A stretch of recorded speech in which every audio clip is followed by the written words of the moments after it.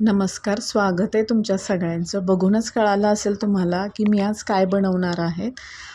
तर इथं मी त्यासाठी आंबे घेतलेले आहेत पिकलेले आणि ते मी अर्धा ते 1 तास पाण्यामध्ये ठेवलेले होते. असे ठेवल्यामुळे आंब्यातील जी उष्णता असते ती कमी होते आणि जो आपल्याला त्रास होतो आंबे खाल्ल्यानंतर तो होत नाही शक्यतो. आता नैसर्गिकरित्या आंबा पिकलेला कसा ओळखायचा? तर अशा सुरतुक्या आलेल्या असतील तर तो नैसर्गिकरित्या पिकवलेला आंबा आहे असं समजायचं आणि तसेच आंबे आपल्याला बाजारातून खरेदी करायचे आहेत.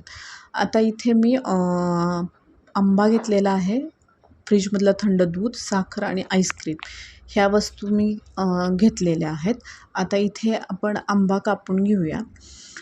आणि हा आंबा आहे तो जरी कलरला फेंट दिसत असला तरी चवीला गोड आहे आणि छान लागतो. आता मी हा आंबा घेतलेला आहे. तुमच्याकडं जो उपलब्ध असेल तो तुम्ही इथं वापरू शकता. त्याने कलरही छान येतो. माझा थोडा कलर फेंट आलेला आहे कारण की माझ्या आंब्याचाच कलर फेंट आहे त्यामुळे. तर अशा रीतीने आता हे क्यूब्स आपण मिक्सरच्या भांड्यामध्ये घेणार आहोत. इथे मी 2 आंबे वापरलेले आहेत. तर तुम्ही तुमच्या म्हणजे तुम्हाला जेवढे बनवायचे आहेत तेवढे आंबे वापरू शकता. आता याच आंब्याच्या क्यूबमध्ये 2 मोठे चमचे आईस्क्रीम टाकायचा आणि अर्धी वाटी साखर टाकायची. तुमच्या आंब्याच्या गोडव्यानुसार साखर कमी जास्त करू शकता. 1 कपभर दूध टाकलेलं आहे. आता हे मिक्सरला चालू बंद करत आपण फिरवून घ्यायचं आहे, जास्त फिरवायचं नाही. आणि आता हे आपण ग्लासमध्ये घेऊया. इथं मी जो आपण आंबा बारीक केलेला होता तो घेतलेला आहे ग्लासमध्ये आणि त्याच्यामध्ये बर्फाचे तुकडे टाकायचे आणि वरून आईस्क्रीम टाकायचं आहे. बर्फाचा तुकडा जर तुम्हाला नको असेल तर तुम्ही नाही टाकलात तरी चालेल.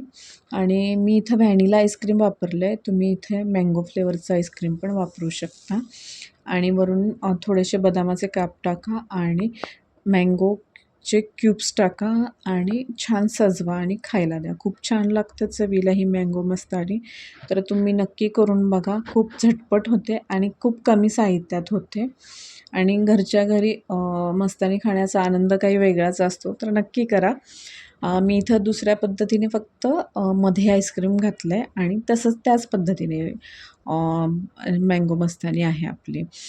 तर आंब्यांचं सीझन संपायच्या आत तुम्ही ही मँगो मस्तानी नक्की करून बघा आणि रेसिपी आवडली असल्यास लाईक करा, शेअर करा आणि चॅनलवरती नवीन असल्यास सबस्क्राईब करायला विसरू नका. आणि व्हिडिओ शेवटपर्यंत बघितल्याबद्दल मनापासून सर्वांचे धन्यवाद.